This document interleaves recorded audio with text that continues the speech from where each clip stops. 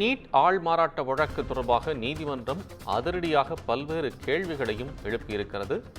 முழு ஒத்துழைப்பு வழங்க வேண்டும் என்று மத்திய விசாரணை அமைப்புகள் சிபிசிஐடிக்கு முழு ஒத்துழைப்பு வழங்க வேண்டும் என்றும் நீதிபதி அறிவுறுத்தியிருக்கிறார். முழுமையான தகவல்களுடன் செய்தியாளர் சுந்தரம் இணைப்பில்.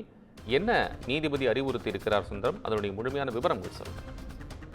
நிச்சயமா கோபால், அது கடந்த 2019ஆம் ஆண்டு நடைபெற்ற நீட் தேர்வில் மாணவர்கள், பெற்றோர்கள், ஆள்மாட்டம் செய்ய உதவிய புரோக்கர்கள் உள்ளிட்ட 27 நபர்கள் மீது வழக்கு பதிவு செய்து அந்த விசாரணை நடைபெற்று வரும் நிலையில் இந்த வழக்கில் 27வது குற்றவாளியாக உள்ள தருண் மோகன் இந்த வழக்கிலிருந்து தன்னை விடுவிக்கும்படி சென்னை உயர்நீதிமன்ற மதுரை கிளையில் ஒரு மனு தாக்கல் செய்திருந்தார். இந்த வழக்கானது ஏற்கனவே விசாரணையின் போது நீட் தேர்வில் பல்வேறு முறைகளில் இந்தியாவில் இல்லாத ஒரு மாணவருக்கு 3 மாநிலங்களில் நீட் தேர்வு எழுதியது உள்ளிட்ட பல்வேறு முறைகேடுகள் நடந்ததை சுட்டிக்காட்டிய சிபிசிஐடி காவல்துறையினர் அறிக்கையை தாக்கல் செய்தனர். இந்த வழக்கானது மீண்டும் இன்று மதுரை கிளை நீதிபதி புகழேந்தி முன்பாக விசாரணைக்கு வந்தது.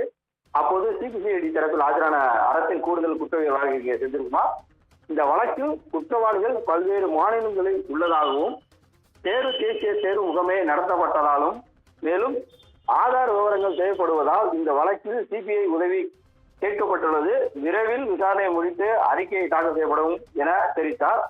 இதனை பதிவு செய்து கொண்ட நீதிபதி, நீட் தேர்வில் ஆள்மாறாட்ட முறைகேடு என்பது மிகப்பெரிய ஒரு முறைகேடாக பார்க்க வேண்டும். இந்த வழக்கில் சிபிசிஐடி காவல்துறையினர் மத்திய அரசின் விசாரணை அமைப்புகள் உதவி கேட்கப்பட்டுள்ளது.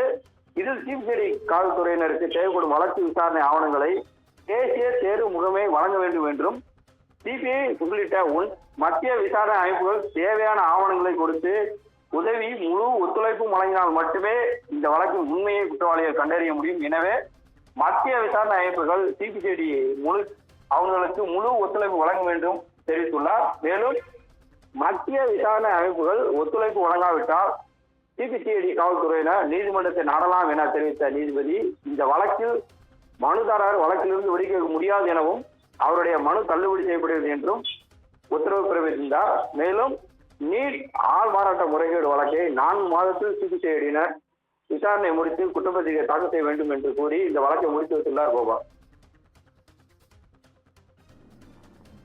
விவரங்களுக்கு நன்றி சுந்தரம்.